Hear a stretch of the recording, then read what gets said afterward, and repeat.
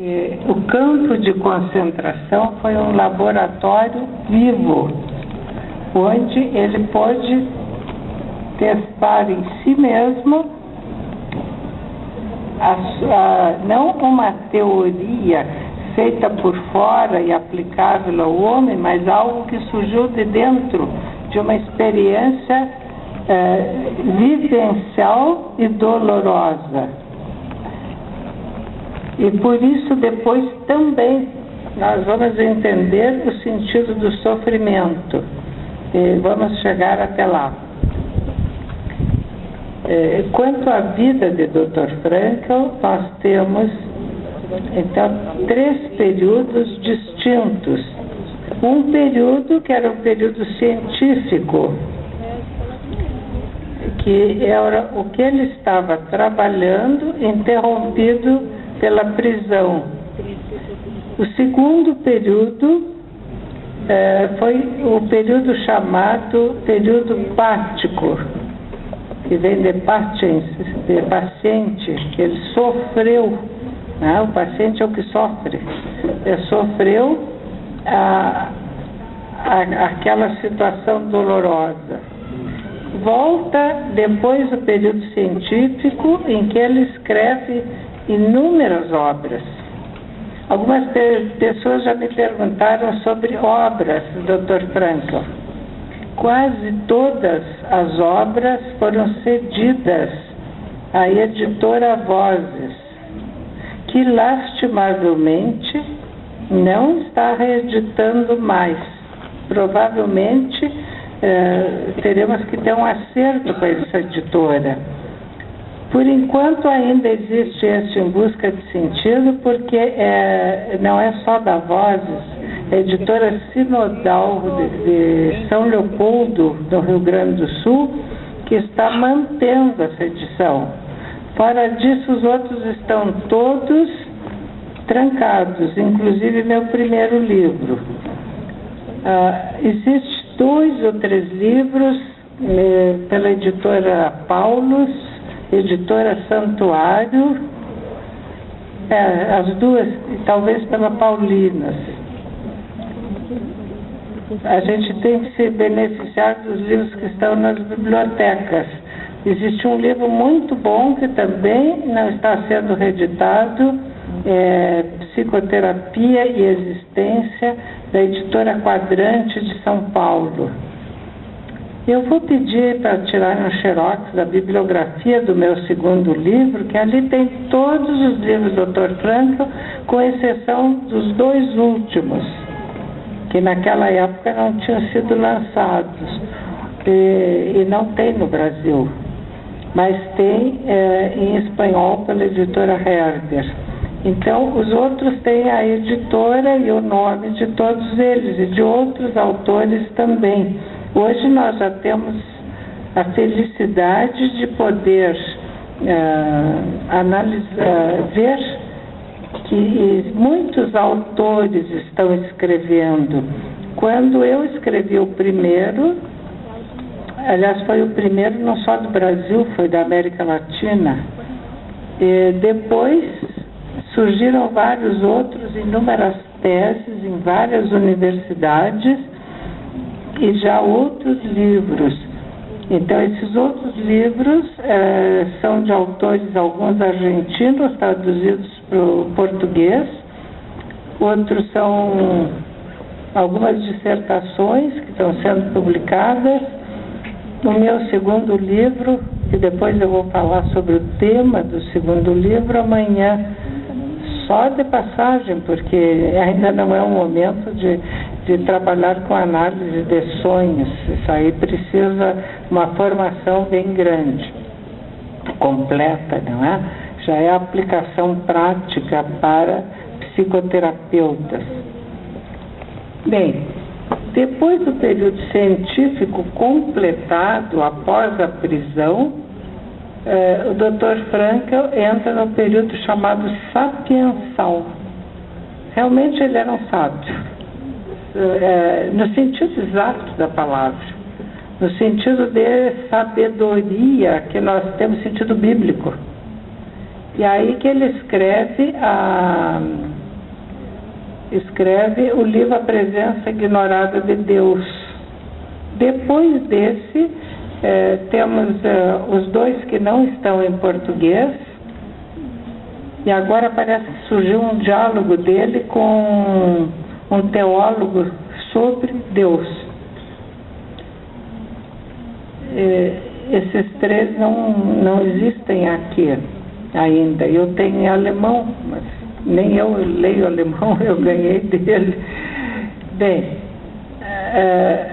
quando ele veio ao Brasil, a primeira vez foi no nosso encontro humanístico existencial de logoterapia, promovido pela Pontifícia Universidade Católica do Rio Grande do Sul, e lá nós tivemos a representação dos países da América Latina.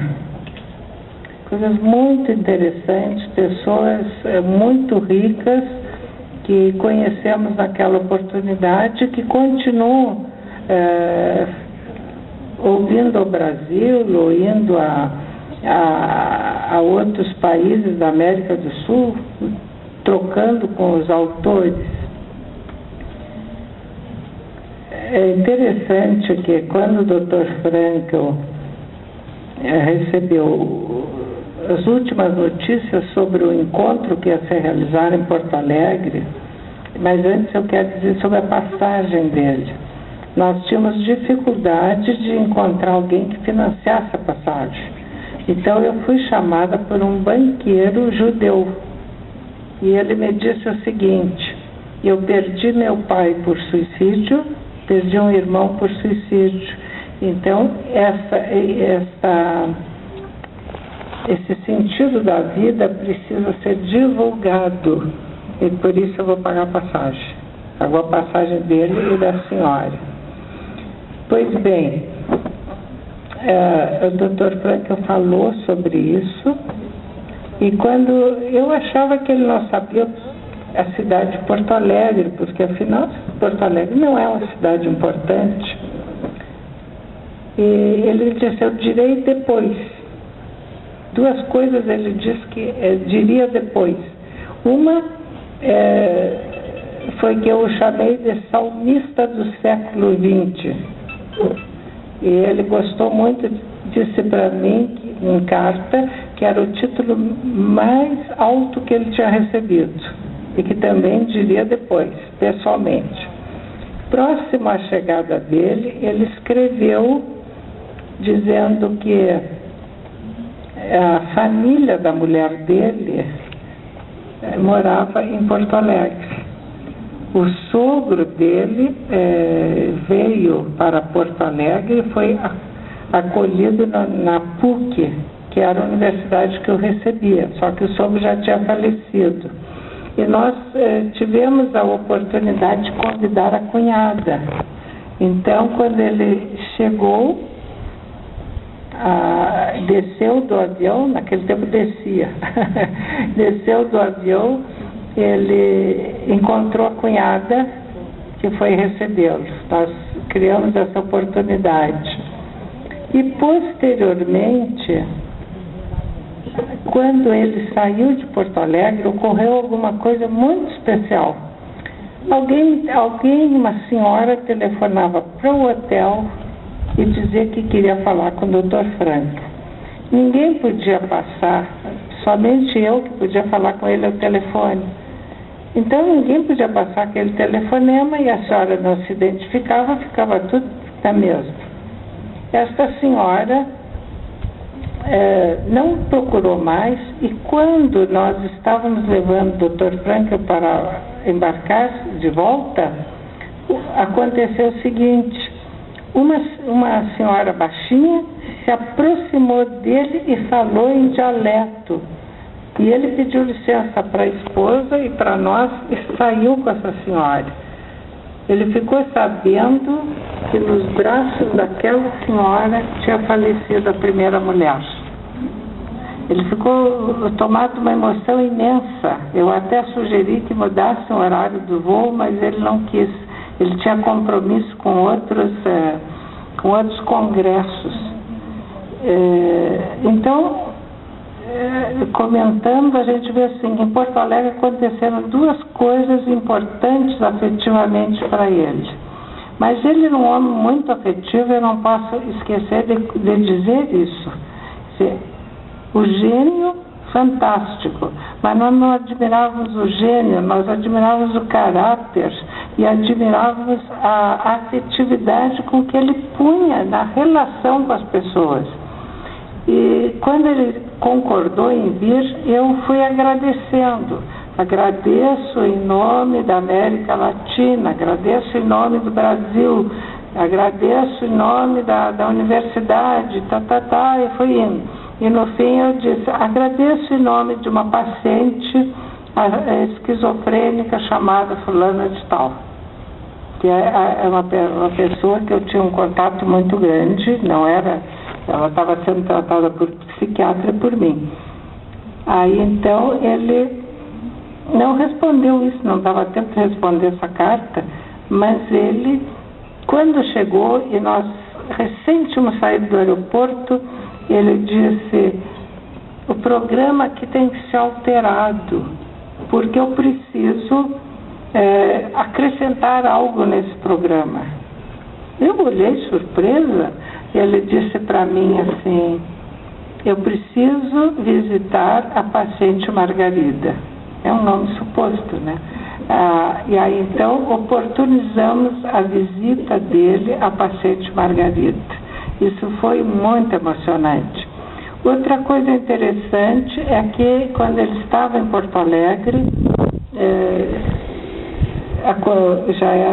se fez 40 anos da liberdade dele. Então ele pediu para ir à sinagoga. Foi à sinagoga para rezar no culto deles, né? Mas ele não foi sozinho.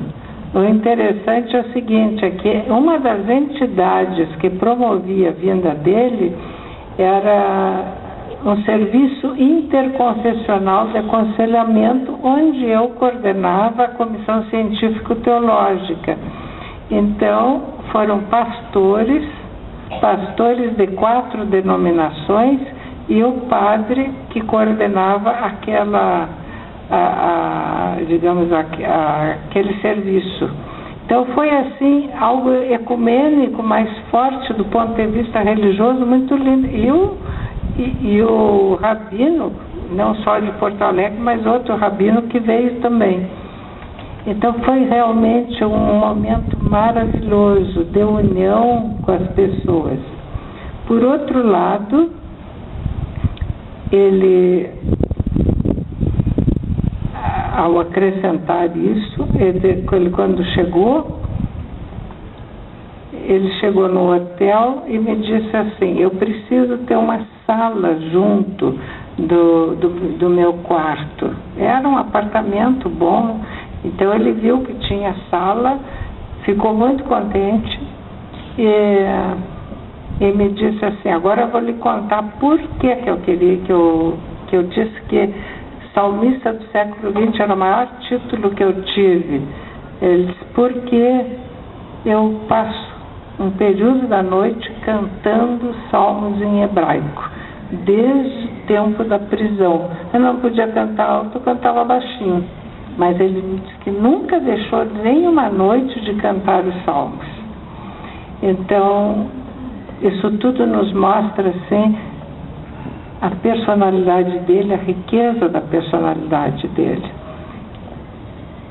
Depois que ele voltou a Viena, depois da guerra, ele conheceu a senhora, que é hoje a atual mulher dele, com a qual ele se casou. E essa senhora é católica até hoje. E ele continua fiel à tradição dele, neto de rabino, de um rabino da Áustria importante, e a senhora católica. Então o rabino de Viena chegou para ele e disse assim, mas o senhor vai fazer isso, casar com uma católica? Ele disse, olha que o Hitler começou assim. Foi a resposta dele. E em Porto Alegre ele mostrou muito contente, ele tirou uma fotografia e me mostrou para mim e meu marido. E ele disse, era ele com Paulo VI. Paulo VI reconheceu a logoterapia na época como sendo a única doutrina psicológica compatível com a Igreja Católica. E depois isso foi confirmado por João Paulo II. Então, ele não teve audiência com João Paulo II, mas recebeu a confirmação. Nós veremos depois como se desenvolveu. Muita gente estranha, assim, que se fala em religião quando está dando aula de psicologia. Porque a tradição é não falar em religião dentro das salas de psicologia. Mas se é algo que fez parte da vida do autor, e muito mais, se esse autor liberta a psicologia desses dogmas que impedem a relação com a religião, libertou também a psicologia de outros dogmas que impediam a relação com a cultura, com a arte, etc. Porque o que era dito, o que é dito até hoje por algumas doutrinas, é que a cultura, a arte, enfim, todas essas manifestações da pessoa humana e a religião não são nada mais do que sublimação da libido sexual.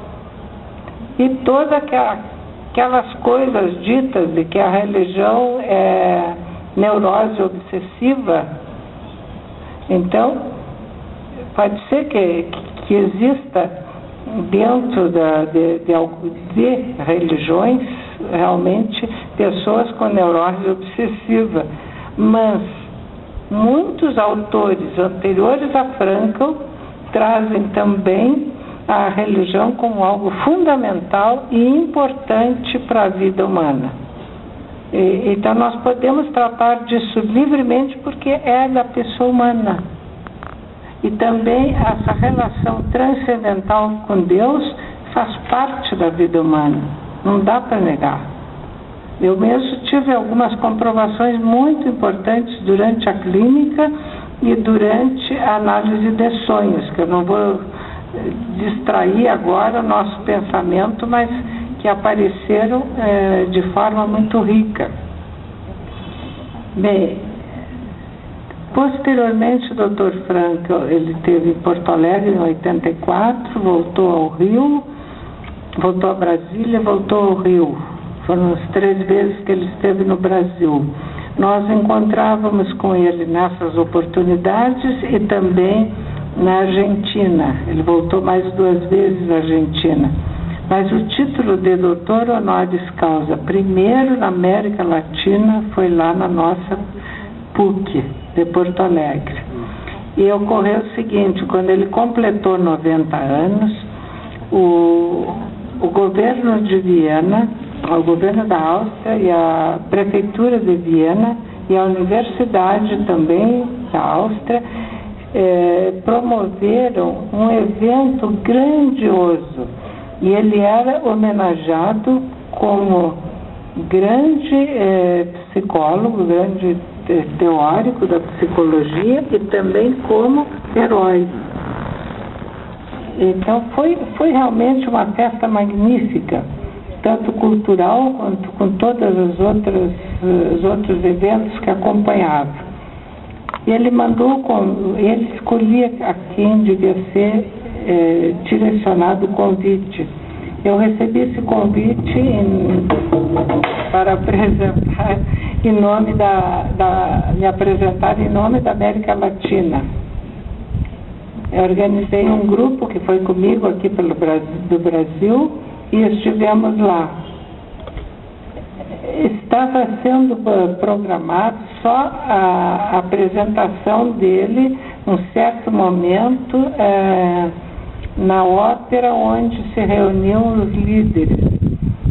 Ele apareceu muito rapidamente, foi homenageado E ele repetiu lá na ópera, não foi discurso, ele repetiu o que nos disse na casa dele. Então, ninguém tinha licença de ir à casa do Dr. Frankl, e eu respeitei. Então, não iríamos. Mas nós fomos assim, fizemos uma coisa assim, um pouco de lúdica. Saímos da ópera e eu convidei meus amigos para tirar uma fotografia em frente ao prédio dele. E quando estávamos tirando a fotografia, a porta se abriu com um morador que entrou. Então nós entramos também. Subimos e paramos na frente da porta do apartamento. Aí também tiramos fotografias e os colegas diziam para mim: bate, mas agora bate. Eu digo: não vou fazer isso. E quando íamos entrando no elevador, esses elevadores antigos de grades que se mexem, não são fechados, davam para uma janela que eu supunha ser do apartamento dele, e ouvimos um barulho. Então eu só disse em português: saudades do Brasil. E aí a janela se abriu e era a senhora dele. E ela nos reconheceu, recebeu bem, foi lá, abriu a porta, disse para ele, e nós entramos, afinal. Então, tivemos, assim, tirando fotografias, e ele mostrou o acervo, e havia um quadro muito importante que ele fazia questão de mostrar. Então, o quadro grande, arrumado por ele, assim tinha a fotografia da Tilly, a primeira esposa. Aqui no meio era a fotografia do campo de concentração. E aqui à esquerda, a fotografia da Ellen, a atual esposa. Depois, embaixo, tinha uma fotografia dele com Freud, uma frase do Torá e a fotografia dele com Heidegger. É um quadro grande que ele organizou no apartamento dele. Sobre a mesa de trabalho, ele mantinha sempre a fotografia da Tilly. E quando foi mostrar o acervo, ele me puxou assim pela mão e mostrou a toga que tinha lá, a beca, tudo direitinho, a fita, e disse, em português, porque ele lia português: Pontifícia Universidade Católica do Rio Grande do Sul. Me mostrou um lugar assim. E eu disse para ele na despedida assim: pois é, Dr. Frankl, nós só queríamos lhe dar um abraço pelos 90 anos. E ele disse: mas 90 anos não é nada. O importante é cada dia, quando eu acordo, eu penso o que farei com sentido hoje. E à noite, quando eu deito, eu penso assim: o que eu fiz com sentido no dia de hoje. E isso foi maravilhoso, porque ele repetiu. E vejam que é para nós algo importante. Nós podemos, de outras formas, fazer essa análise de manhã e essa análise à noite, mas não deixa de ser uma análise de sentido, seja um sentido,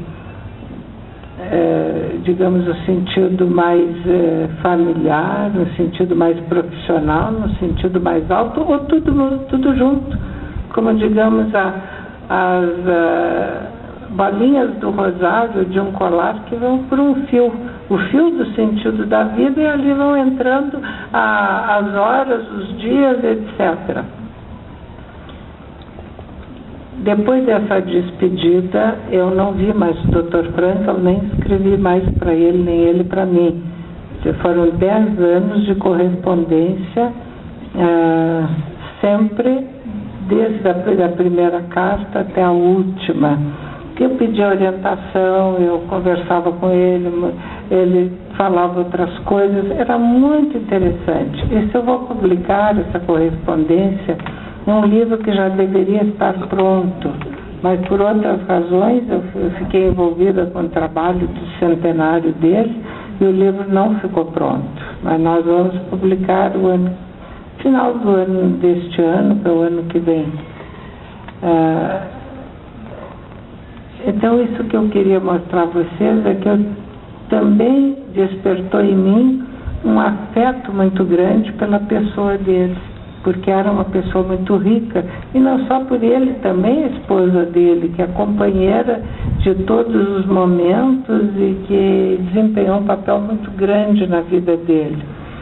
E para concluir a fase da biografia dele, ele me dizia assim: quando tiver que buscar orientação fora dos meus livros, procure o Fisotti. O Fisotti é um autor de logoterapia que é padre salesiano em Roma. É jovem, bem jovem. E eu soube depois, pelo próprio Fisotti, pela dona Eleonora, que ele dispensou, deixou no testamento que dispensava qualquer homenagem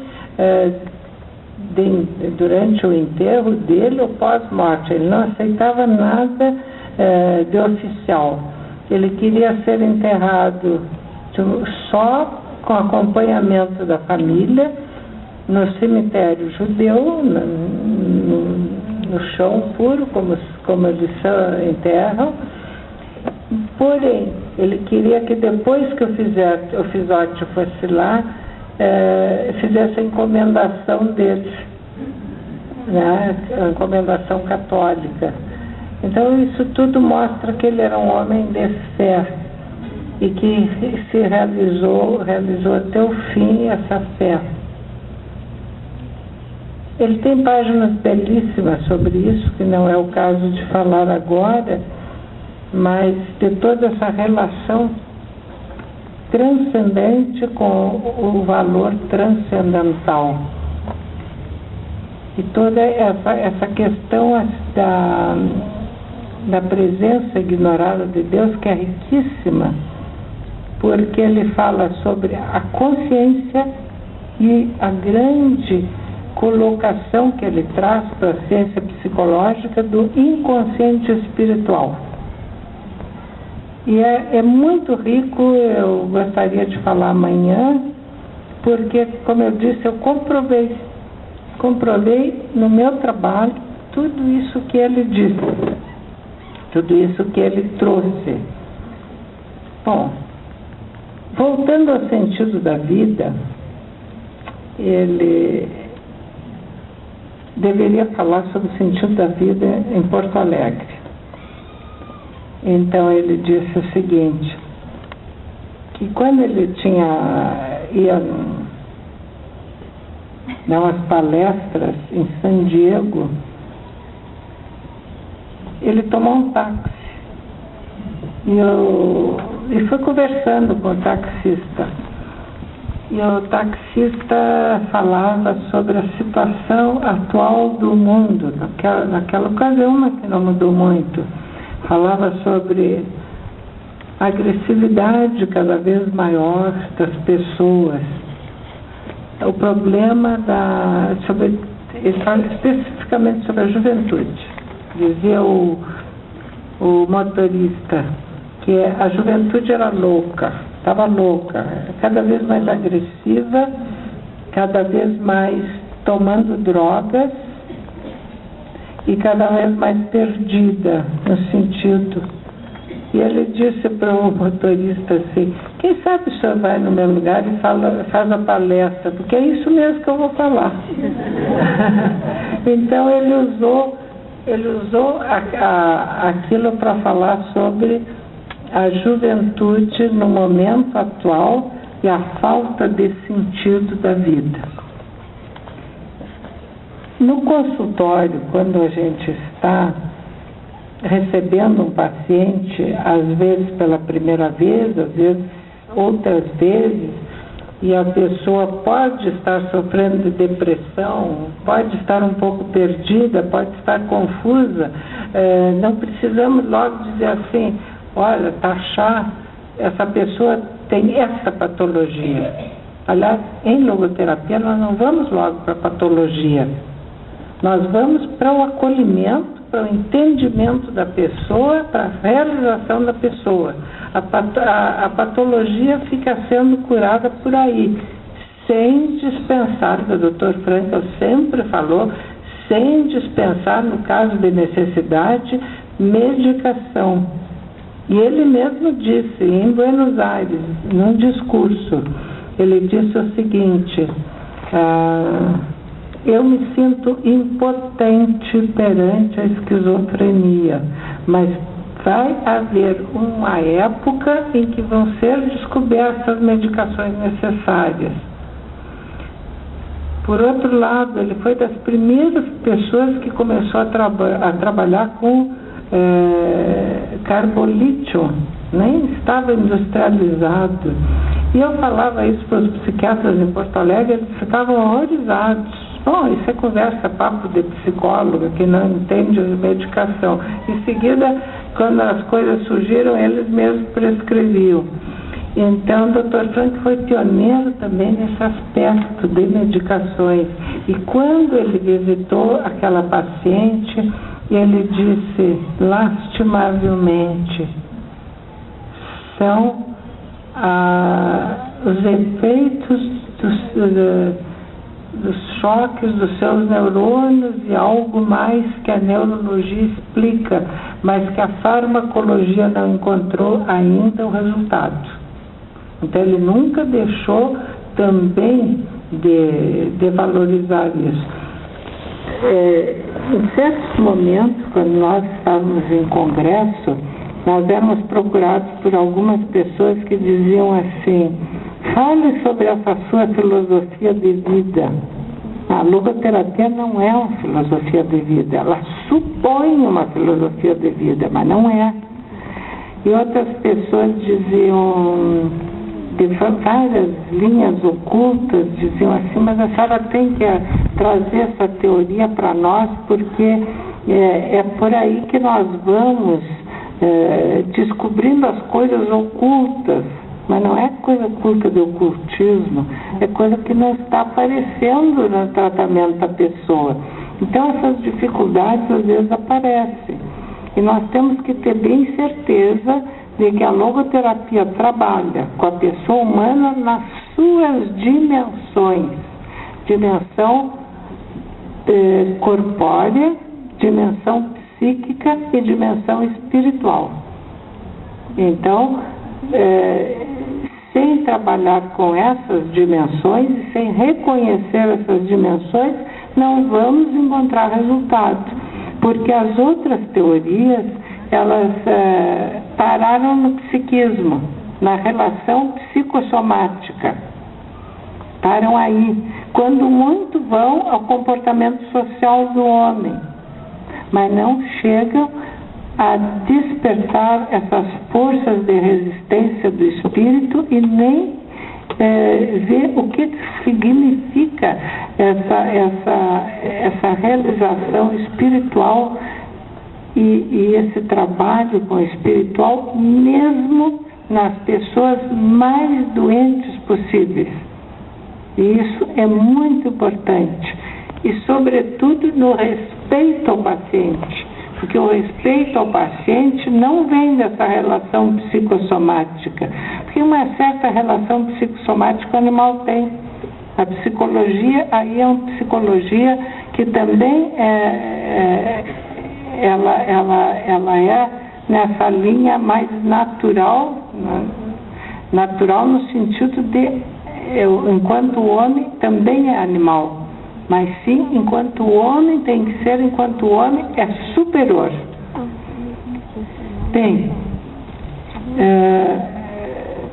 voltando então à síndrome do táxi e a questão da juventude, infelizmente nós ainda temos, não foi só no século XX, ainda no século XXI, nós temos essa situação e muitos pacientes, eles chegam no consultório mês depois e dizem assim, eu não sei, eu perdi o sentido.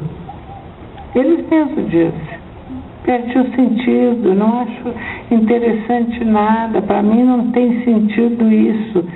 Então, nós, mesmo que eles não digam, a gente sente por outros sintomas, mas a ausência do sentido da vida leva a uma busca desenfreada de experiências que podem ser através da drogadição, através da agressividade, e assim vai indo. Então, nós não podemos fechar os olhos para a ausência de sentido. Muitas pessoas também falam o seguinte: eu trabalho toda semana muito bem, mas quando chega o domingo não tem graça, me sinto mal. Essas pessoas começam a vivenciar de alguma maneira, quando param de estar como máquina, começam a vivenciar a falta de sentido. Isso aí é dado assim como a neurose dominical. Já o filósofo francês, o Gabriel Marcel, falava sobre o tédium vitae, que era também isso, e que atinge a pessoa naquilo, tira as esperanças da pessoa, ela não vê esperanças, e ela precisa ter sentido, precisa encontrar esperança. Então, a logoterapia trata muito disso. Trabalhando em teorias psicanalíticas, nós podemos, assim, como eu digo, cavocar. Desce no passado, desce, vai mais adiante, examina isso, examina aquilo, não para. Não para de examinar. Mas é que dê solução. Então, o homem tem que enfrentar e tomar uma posição diante de si e tomar uma solução. Aquilo que ele falou para os prisioneiros serve para paciente, serve para nós em qualquer circunstância. Agora, outras pessoas, elas entram numa corrida desesperada de trabalho. Corrida desesperada, não é a não realização do trabalho, a realização do trabalho. E buscam títulos, e buscam isso, buscam aquilo outro. E quando chegam lá, cadê? Depois, o que vai fazer? Eu me lembro de um livro brasileiro que conta um encontro de duas mães, e uma pergunta para a outra como é que vai o filho. Vai bem, ele está tirando os primeiros lugares na aula, está indo muito bem, toda mãe fica faceira com isso. Mas aí a outra perguntava assim: e depois? Depois ele vai tirar o curso tal, não sei aonde. E depois? Depois ele vai ser doutor fulano de tal. E depois? E o depois chegou no depois, que é a última instância da vida. E aí? Dava para olhar a vida para ver se teve sentido? Nem sempre. Então fica assim aquela busca de títulos, aquela busca de posição social, o excesso de trabalho, que trabalha muito, vai estar matando o tempo. A palavra matar é o tempo. Ou então, matando a própria vida.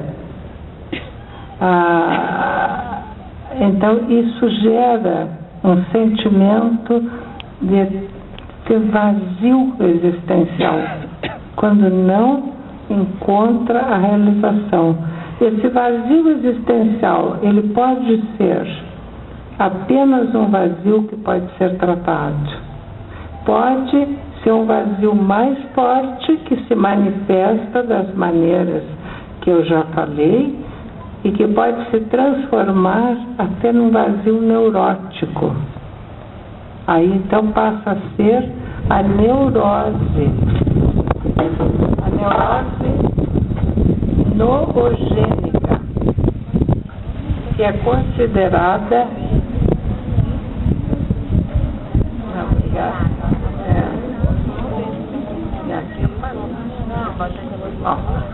a neurose noogênica, que é o nome que foi dado à neurose por falta de sentido. Por outro lado, é possível que a pessoa venha a ficar enferma, além dessa neurose noogênica. Porém, digamos assim, às vezes é um desencadeante que leva a pessoa a ficar enferma, e uma enfermidade psicológica de muitas formas, mas a forma mais comum tem sido depressões. Nós não podemos desclassificar as depressões que são consideradas endógenas, internas, do funcionamento do organismo da pessoa. Esse é um tipo de depressão endógena. Temos a depressão exógena, que é a que vem, que um fato pode causar a perda de uma pessoa, a perda de um trabalho, a perda de alguma coisa importante para aquela pessoa. E pode ser que essas depressões estejam associadas com a falta de sentido da vida. Então, de um lado, pode ministrar medicação, pode fazer psicoterapia, mas tem que descobrir se falta sentido da vida, porque senão não resolve. E considerar também os outros fatores. Então, todos os fatores devem ser considerados. Isto tudo é porque a visão da logoterapia é uma visão ampla, como eu disse, corpórea, psíquica e espiritual. Então, o que seria digamos, a visão das teorias psicológicas que só valorizaram o corpóreo? Nós temos, por exemplo, o behaviorismo, que através de exercícios, etc., consegue um comportamento, mas um comportamento que do animal também consegue. E ela é inspirada também no comportamento dos ratos e dos outros animais, mas não é capaz de levar o homem a uma análise maior, a uma realização maior. E assim, a reflexologia, que é boa, que pode ajudar em muitas coisas, mas não pode ficar só nela. Onde ficou só nessa dimensão corpórea, não vai realizar depois, descobrir, digamos, o sentido da vida. Outras teorias trabalham com o psicossomático, e hoje já está bem desenvolvida essa parte psicossomática, como também está muito desenvolvido tudo aquilo, e a doutora Silvia pode confirmar na área dela, né, na neurologia, quanta coisa já apareceu, quanta coisa rica, e na psiquiatria, quanto medicamento bom e interessante já descoberto e ainda testado, coisas muito importantes e que fizeram bem às pessoas. Porém, se ficarmos só nessa área psicológica ou psicossomática, o que está acontecendo? Estaremos apenas reduzindo a pessoa humana ao psicossomático. E pronto, não entrou espiritual. Se nós valorizarmos o espiritual, nós estamos dando ao homem a possibilidade de realizar-se com dignidade, porque a dignidade do homem está no espiritual. A diferença do homem e do animal está no espiritual. E eu, de propósito, não estou dizendo a palavra alma, Porque a palavra alma, ela foi entendida na cultura, em certos momentos, como sinônimo de espírito. Em outros momentos, como sinônimo até de alma vegetal, alma animal, como Aristóteles falava. Então, cria um pouco de confusão. E outra, como sinônimo de psiquismo. Então, estou usando essas três palavras, né? E deixando a palavra alma, porque é todo um estudo que a gente tem que fazer, um pouco de lado, porque o espírito já se distingue melhor. Então, perguntaríamos assim, e o doente, bem doente, o doente que está quase irrecuperável, onde é que aparece o espírito dele? Como é que vai aparecer? Como é que tanto o terapeuta ou qualquer pessoa que se relaciona com aquele doente vai encontrar? É importante porque, primeiro, para considerar a dignidade daquela pessoa. Então, está diante de mim uma pessoa humana que tem um espírito. Não precisa nem ter uma postura religiosa, mas uma postura de respeito humano. Se é religiosa, ainda aumenta, né? Ajuda mais. Bom, mas na terapia, como é que se realiza? Essa pessoa bem doente, ela é capaz de, em alguns momentos, dizer coisas impressionantes. Isso também eu tenho experiência. E essas coisas impressionantes que ela diz, o Dr. Frankl considera que são iluminações do espírito. O espírito, de repente, como um raio de luz, ilumina o psiquismo daquela pessoa. E ela capta alguma coisa, ela diz alguma coisa, ela manifesta alguma coisa. No final do meu segundo livro, eu cito a paciente Margarida, que dizia assim, dizia e escrevia.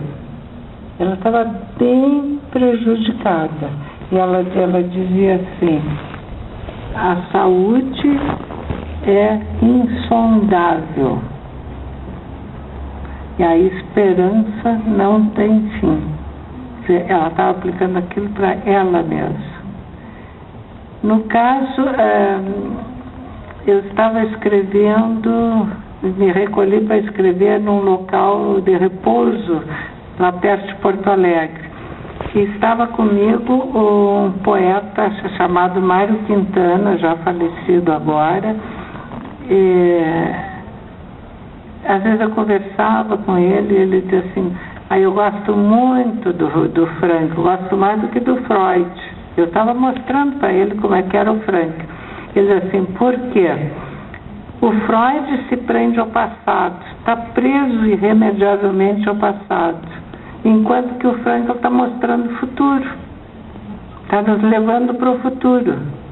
Então, isso é a possibilidade também, não só do terapeuta, mas também do paciente de terem esperança. Se o terapeuta não tem esperança, ele anula o paciente. A esperança tem que continuar até o fim. Ele tem que também animar a esperança da família. E assim nós podemos chamar a logoterapia de psicologia da esperança. Assim como houve a metafísica da esperança, descrita por Gabriel Marcel, nós encontramos a psicologia da esperança com Viktor Frankl. Quer dizer, toda aquela situação no campo de concentração e toda a situação que se nos apresenta, se não for com esperança, não dá. Simplesmente não dá. Outra postura importante é a postura afetiva, mas mais do que afeto que se pode dar a um animal, a postura de amor. O amor em todos os momentos.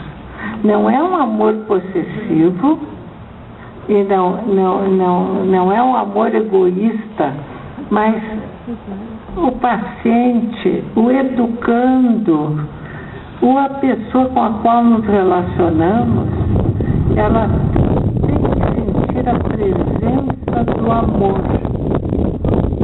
Uma pessoa humana necessita de amar, ainda mais se ela está carente.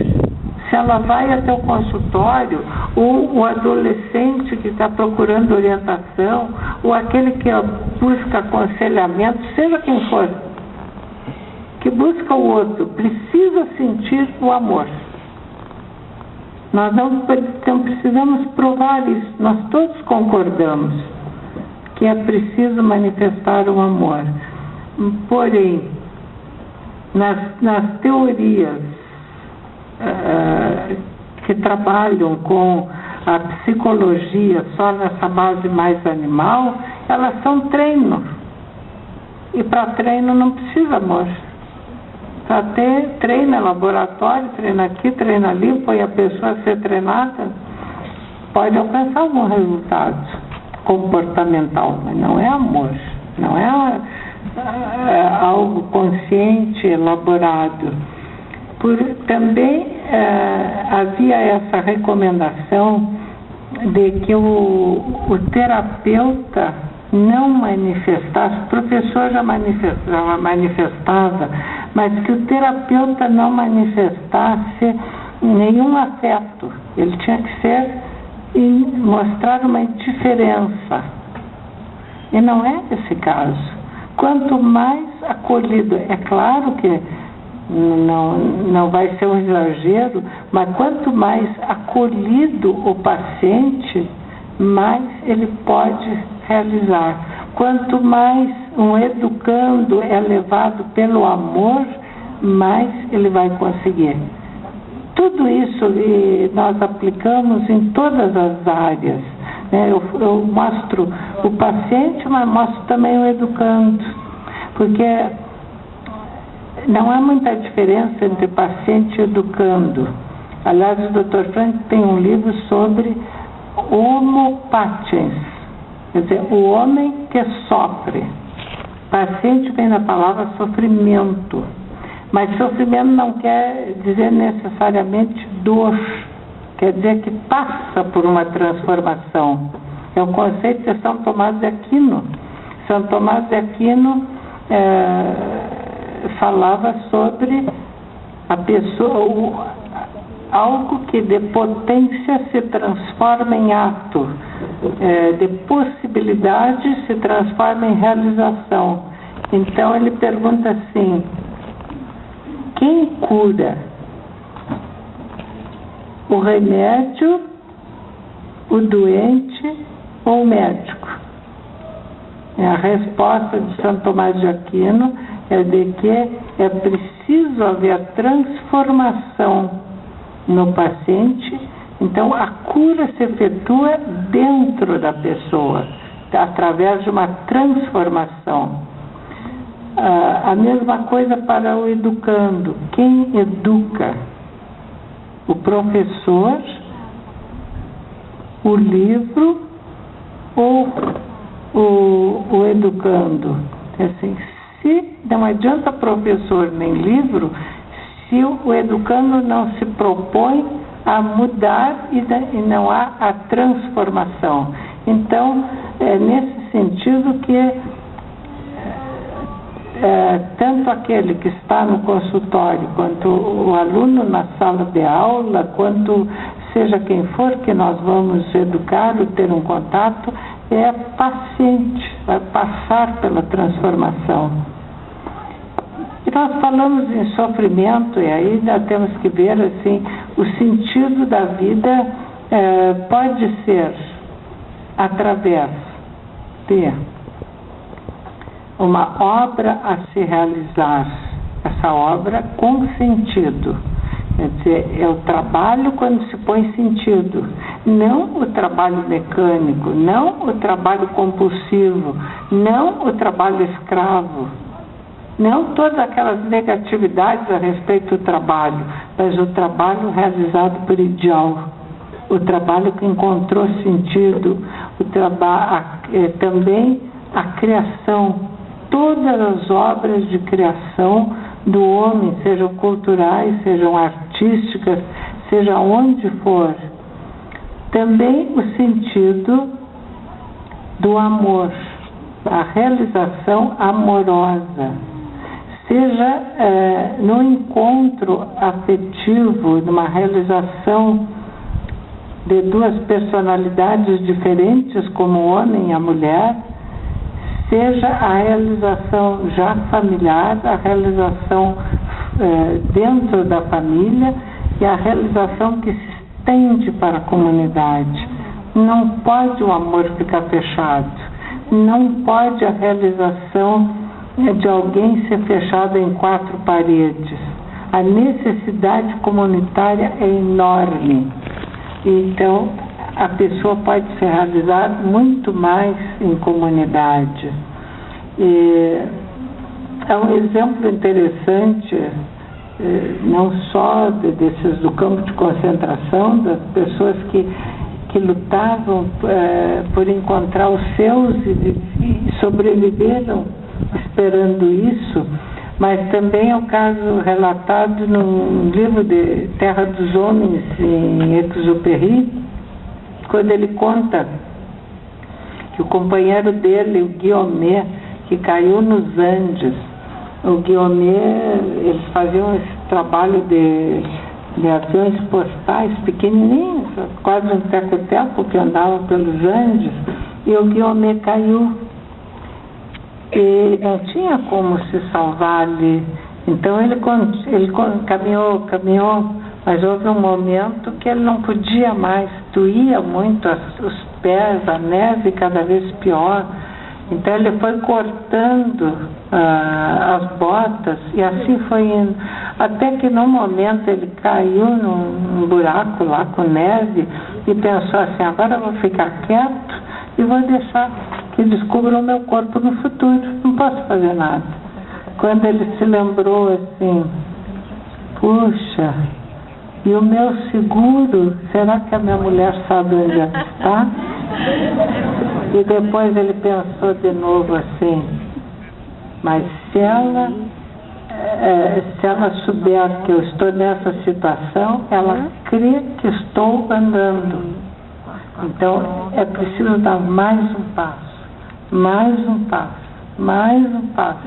Ele foi indo. E quando não pôde dar mais um passo, ele se enrolou, imaginou que aquela bola ia descer a montanha, e desceu, caiu em Mendoza. E aí então, quando o Exupéry chegou lá, ele disse chegou no hospital, que ele foi hospitalizado, ele disse para o Exupéry, o que eu fiz, palavra que nenhum homem, nenhum animal era capaz de fazer, somente um homem. Porque o homem tinha aquele sentido afetivo, capaz de lutar em prol de outra pessoa, em prol da sua família, ou em prol do seu ideal, que também é sentido de vida. Quer dizer, todos os valores que nós temos mostram que nós podemos viver ou morrer por esses valores. Bem, outra cena também que o Frankl conta, que o nosso bispo cardeal vietnamita também conta, quando eles repartiam um pedaço de pão entre outros, o seu pedaço de pão. Então não era a fome, o egoísmo da fome, mas era um sentido comunitário, um sentido humano mais profundo. E o Exupéry conta da laranja no deserto. Ele só tinha uma laranja, descascaram aquela laranja e passaram para os outros para matar a sede. E isso é o que deve ser, né? E o cardeal mais ainda, porque é lindíssimo, era a hóstia consagrada que eles distribuíam além do alimento do pão. A pessoa que sente essa vocação comunitária, porque já descobriu o seu sentido humano comunitário, e ainda ao sentido do sofrimento. Então, nós não podemos ser masoquistas. Não, agora eu sofro, eu estou ótimo porque eu estou sofrendo. Não, é isso. Então, o sentido do sofrimento é quando alguém não tem mais solução para algo. Então, o que resta é manter o sentido do sofrimento, é descobrir para manter-se. Então, uma pessoa com uma doença incurável, ou uma pessoa numa situação também gravíssima, né? O Frankl conta de um rapaz que passou por acidente, perdeu, e ele cita até, o rapaz dá um testemunho, perdeu as pernas e os braços, e escrevia com a boca, e escreveu que descobriu o sentido da vida, mandando cartas para outras pessoas, estimulando outras pessoas a não se deixarem abater pelo sofrimento.